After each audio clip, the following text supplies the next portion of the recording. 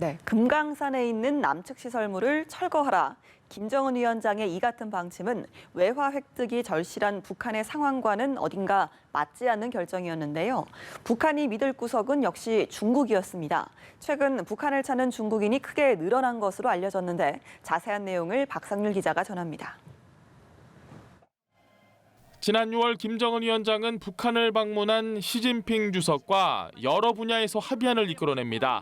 특히 북한은 중국을 향해 금강산, 원산지구 등 관광 인프라 투자를 적극 요청했지만 대북 제재로 인해 현실적인 제약이 많을 수밖에 없습니다.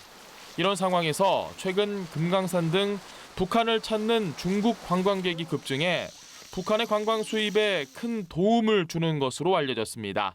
한 베이징 소식통은 올해 들어 북한을 찾은 중국인들이 전년 대비 50% 이상 증가한 것으로 추정했습니다. 지난해 중국인의 방북이 10여만 명으로 추산된 점을 감안하면 올해는 15만 명 이상 늘어날 것으로 예상됩니다. 눈에 띄는 점은 북한 여행의 경우 단체 관광이 늘었다는 점입니다. 중국 정부 차원에서 북한 여행을 독려하고 있다는 해석이 가능합니다.